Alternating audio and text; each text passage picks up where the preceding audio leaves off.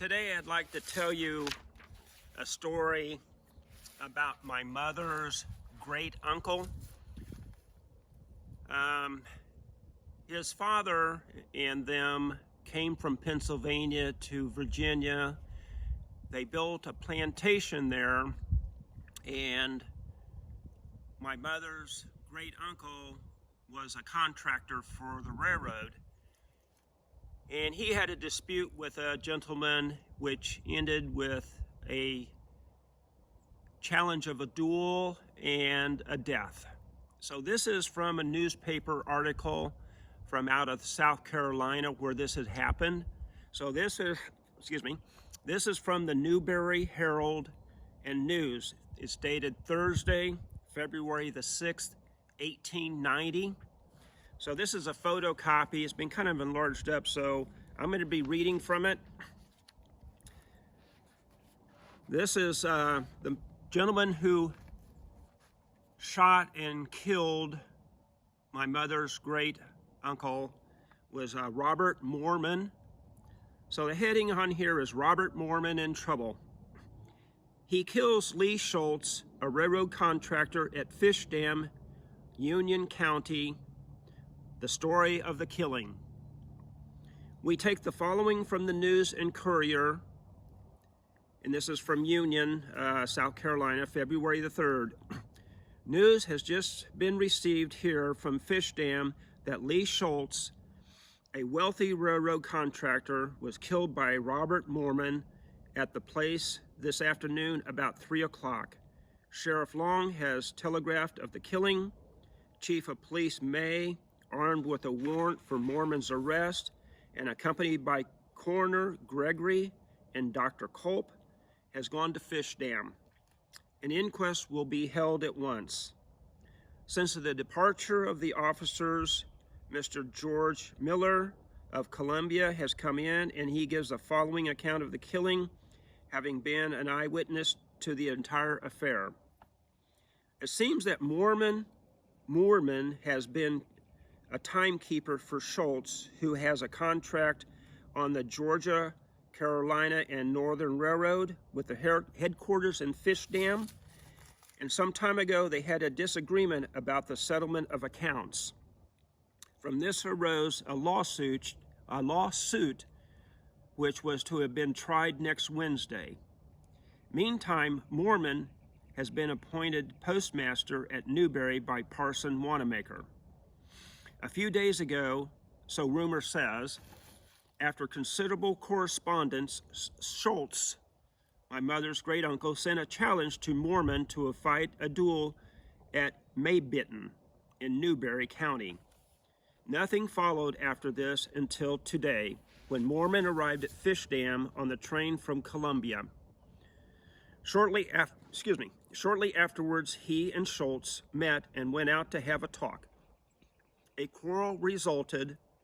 After some hot words had passed, Mormon drew a pistol and called Schultz something that cannot be written down. Schultz made a motion as if to draw his pistol when Mormon shot him in the mouth. Schultz cried, "Oh Lord," and immediately fell dead. Sometime afterwards, Mormon, not at all excited, went to trial Justice Hill and delivered himself up. Considerable excitement prevails. Mormon is a Republican, is not very popular in Fish Dam. Schultz was a Virginian, said to be wealthy, and had plenty of friends. It is probable that Mormon will be lodged in jail tonight. Another article says, further details of the horrible affair. This is Union, February the 4th. The killing of Lee Schultz by Robert Mormon at Fish Dam yesterday afternoon is the cause of considerable comment both here and at the place of the shooting. Both parties are well known, and their prominence has perhaps more to do with the excitement than anything else. Late last night, Mormon was brought here and lodged in jail where he is now. Fears were expressed by some of the people who knew the temperament of the force under the employment of Schultz that summary punishment would be meted out to Mormon, and preparations for repelling an attack on the jail were made quietly by Sheriff Long. All through the night, a watch was kept, and though the supposed lynchers did not appear, there were vague rumors that quite a crowd of infuriated employees were scattered throughout the town, awaiting the arrival of reinforcements before making an attempt to take Mormon from the jail. These were only rumors, which were strengthened perhaps by the blowing of whistles about daylight, an unaccustomed event which some say was the signal for the lynchers to depart. All this I doubt very much, for it is hardly probable that an attack would, in any such event, be made, as Sheriff Long has a reputation a man of superb nerve and a sheriff who has particular dislike for anything that savors of lynching.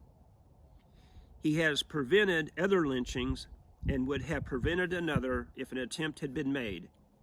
He made no show of any defenses, but he had prepared them all the same. Threats of lynching at Fish Dam. Chief of Police May and Coroner Gregory returned this morning from Fish Dam.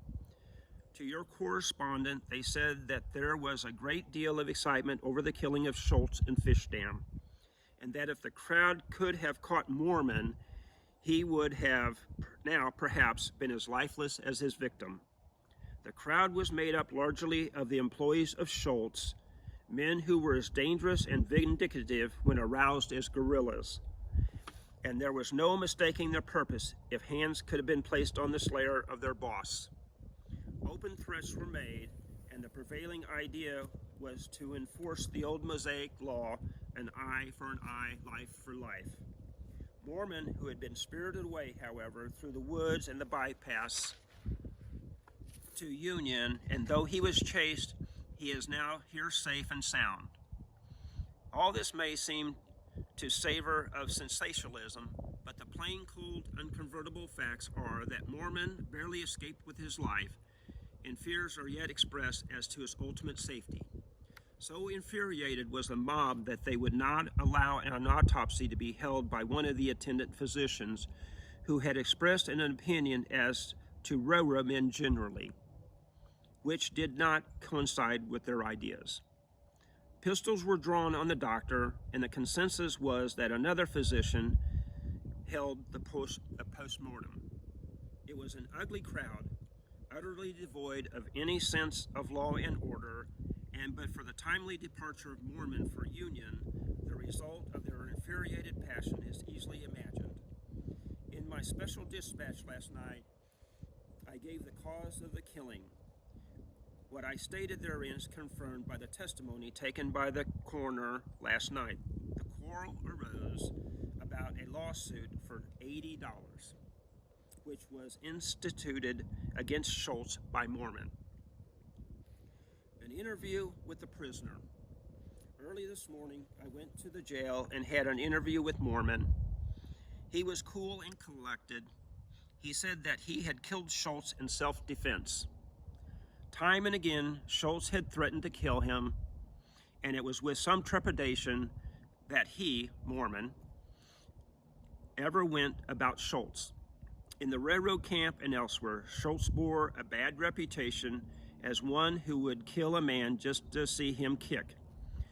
So here you have this Mormon saying this, yet you have Schultz's employees, co-workers, agitated enough that they want to go after Mormon who killed their boss. I would be thinking if he had that type of reputation, they would be glad that their boss was gone. Anyway, Mr. Mormon, from what he said to me, evidently had a great dread and fear of his victim. He gave several instances of desperate character of Schultz and showed me several letters he had received from Schultz in regard to the lawsuit. One was very significant, and among other things says, "You are a sweet-scented shrub. Oh yes, I will meet you anywhere. You don't have to hunt me. Meet me at the place you designate, and on the 3rd of February, I will be there. I will law with you, and don't you forget it, my honey. You have, I can't tell what that is. You have missed your man this time, my sweet honey. Lee Schultz. Yes, I am glad to know South Carolina has some good laws. Referring to this letter, Mr. Mormon says he wrote to Schultz to meet him at Maybitten, a place 10 miles from Fish Dam and 20 miles from Newberry, to have a settlement of the lawsuit.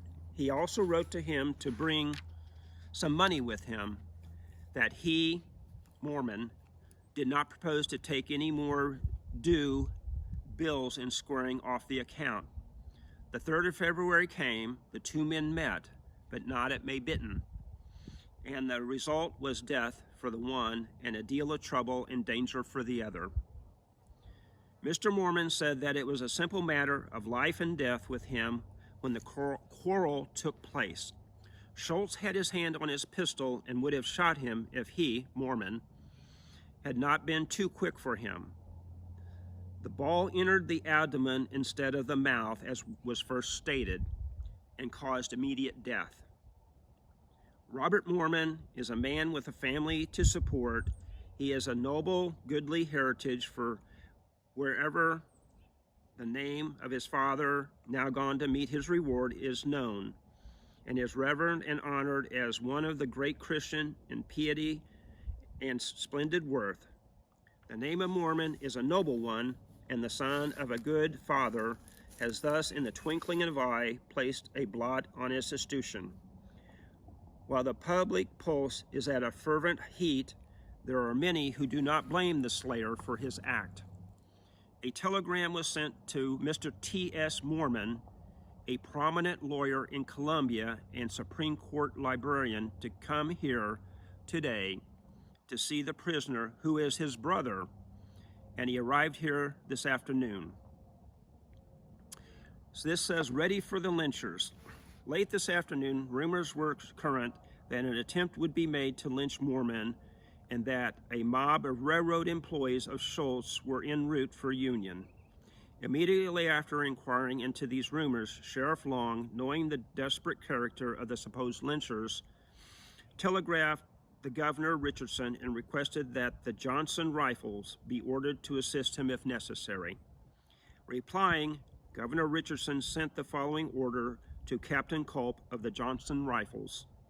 Respond to any call made upon you by Sheriff Long for the protection of the prisoner in jail. Preparations had already been made, and if the mob comes, it will be met with very decided resistance. Captain Culp and his men in readiness, and there will be no hesitation in case of need. At this writing, 11 o'clock, all is quiet. Sheriff Long is commended by all for his prompt and proper action. What deposition will be made of the body of Mr. Schultz, who is a Virginian, is not known. It will be taken probably to Virginia for interment. Excitement over the killing is continued in great measure to Fish Dam, a station on the Spartanburg Union Columbia Railroad, 14 miles below Union. There is no good reason for fear for the safety of Mormon. Our people are law-abiding and God-fearing people, and will see to it that the majesty of the law shall be taken its course. In another article, Lee Schultz killed, an unwarranted murder in South Carolina, deceased known in Knoxville. Lee Schultz, a well-known railroad man who has been working with and for Mr. Jones of this city for some months, was killed Monday near Fish Dam in South Carolina. The sad intelligence of his death reached the city yesterday morning by wire, and Mr. Jones left at once for the scene of the murder. It will be remembered that Schultz was engaged in the work of opening up the Cumberland Gap Tunnel. He was a live young man who had many friends in Knoxville. No definite details of the murder of Schultz could be ascertained, but it seemed that he had an unpleasant controversy with a man who was keeping books for the company. The war of words was not settled satisfactorily, and Schultz was shot to death. Schultz's home is in Virginia, and their remains will probably be shipped there for burial. Another article,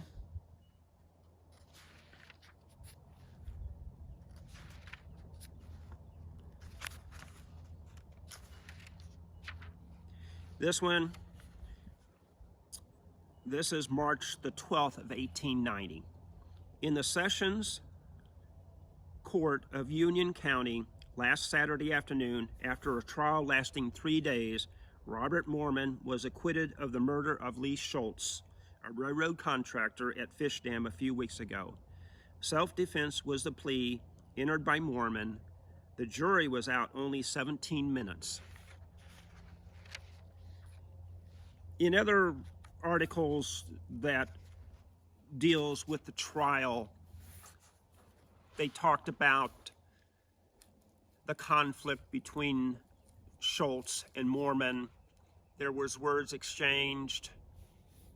One witness, or a couple of them I guess, said that Mormon did have his pistol already out pointed at Schultz, and that there was words. Maybe Schultz tried to put his hands on Mormon. Mormon said, "Don't touch me, don't get away from me, stand back." Obviously in here it said, "You're a dead man, you son of a bitch." They were a few feet away. After some other words, they said Schultz drew back his left hand to punch Mormon. Mormon, I guess, raised his pistol up again and pointed at him, which at that time they say Schultz right hand drew back to his right side, and that's when Mormon shot him. And people said Schultz didn't even have a pistol in his hand, though there was a pistol in his right hand pocket, which wasn't the one that he usually carried, because I think they said he carried a .44 in his front waistband. So it's kind of interesting reading through the testimonies that was written by the newspaper. It just really appeared that it really wasn't self-defense. Mormon already had his pistol out pointed at Schultz. There were some words, yes, maybe Mormon felt threatened that he was going to get punched or hit. Yet after telling him to back off, keep his hands off him, I guess Schultz did step back. Now, was Schultz going to draw his pistol, and Mormon, or since his pistol was already out and aimed, just shot? So, but they acquitted him of murder. Trial lasted 3 days. The jury was out only 17 minutes. So make of it what you will. And it's interesting that my mother's aunt had a picture of the house in Virginia, the plantation house. Just a 3/4 view, just an old black and white, and it was, one of the little small black and whites. And so we knew the town where this house was. So my sister and niece are big into ancestry and family. So they started looking up on Zillow or something, and my sister started going through things. And she found the house. And we matched up the picture to what we had, and we found out the plot and everything. And then my sister found out who owned it, and she actually called, and a woman answered and said yes, they had bought the home, and it was in disrepair, and they'd been working on it, and they'd heard a lot from the townspeople about the Schultz family there. And I guess my mom's great-great-grandfather, that's who it would be, like they said, they came out of Pennsylvania, built the plantation home there. And that's where Lee and Charles Schultz were from. And the lady said they had to tear out 2 of the fireplaces in 2 different bedrooms because they were so bad. And when they did that, they found hidden secret rooms behind 2 of the fireplaces. So they went up into the attic and they found hatch holes, openings with ladders that went down into those secret rooms. And it makes me wonder, since they were originally from Pennsylvania, then moving to Virginia at this time, if they might not have been part of the Underground Railroad, hiding the slaves, the ones on the run. It's hard to say because there's no documentation of that, but that's pretty interesting. So it's always interesting to look up things that have gone on in your past with your ancestors, and this is one of the more interesting ones. I've got something on my father's side with the Swaggertys, and down in Tennessee there's the Swaggerty Fort, and it's one of the outposts built out along there. It's the last remaining outpost that was built, and it was built by one of my ancestors on my father's side, Swaggerty. So, you know, if you wanted to look that up, it's the Swaggerty Fort down in Tennessee. So I appreciate you guys watching this, and hopefully I might have some other stuff for you.